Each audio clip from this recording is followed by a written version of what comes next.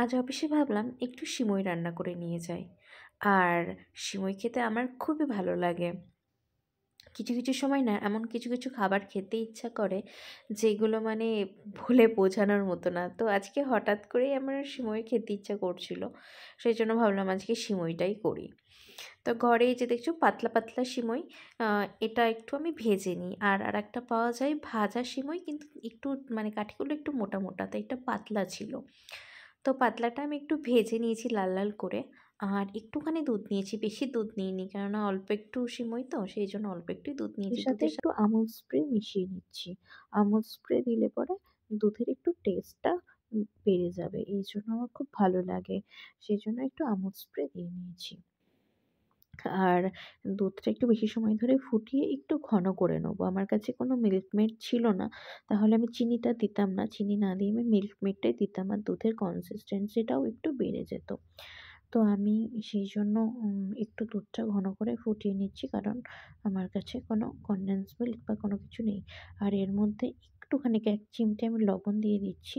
লবণ দিলে চিনির স্বাদটা একটু এনহ্যান্স করে।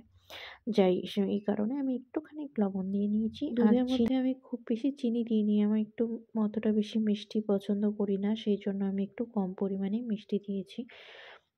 আমি এর মধ্যে ২ চামচ মতো চিনি দিয়ে নিচ্ছি। খুবই কম পরিমাণে চিনি, দুধটাও তো পরিমাণ কম, ওই জন্য চিনিটাও কম দিয়েছি। দুধটা প্রায় আমার ঘন হয়ে এসছে। এর থেকে বেশি ঘন করলে আর হালকা একটু ফুটবে।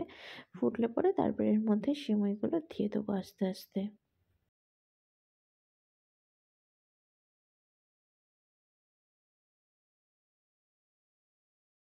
দুধটা ফোটাতে ফোটাতে যথেষ্টই ঘন হয়ে এসছে। আমি এইটুকুই ঘন রাখবো, আর বেশি ঘন করব না। এরপর আমি এর মধ্যে আগে থেকে ভেজে রাখা এই সেমাইগুলো দিয়ে দেবো। আস্তে আস্তে দেবো এবং দুধটা নাড়াবো যাতে একসঙ্গে দলা পেকিয়ে না যায়। আর অনেকে আছে এই সিমই ভাজার সময় তোমরা হচ্ছে একটুখানি ঘি দিয়ে নাও। আর আমি ঘিটা পছন্দ করি না বলে আমি ঘি দিইনি। আর এইভাবে এই চামচ দিয়ে একটুখানি হাতাতে লেগেছিল। একেতেই অল্প একটু তার মধ্যে লেগে থাকবে। এইজন্য আমি ছোট একটা চা চামচ দিয়ে আমি ওটাকে সব ছাড়িয়ে নিয়েছিলাম যেটা এদিক ওদিক লেগেছিল। তো দেখো আমি আর বেশি ফোটাবো না। আমার এই সিমইটা মোটামুটি রেডি হয়ে গেছে। এইবার এইটাকে আমি যে টিফিন বাটিতে করে নিয়ে যাবো সেই টিফিন বাটিতে একেবারে ঢেলে নিচ্ছি। তোমরা বুঝতেই পারছো যে একেবারে আম ছোট টিফিন বাটি, একদম একটুখানি। তো এইটুখানি আমি নিয়ে যাবো। এটাকে আমি ঠান্ডা করবার জন্য রেখে দিলাম। এবার যাওয়ার সময় ঢাকনাটা দিয়ে ঢেকে দিয়ে নিয়ে যাবো।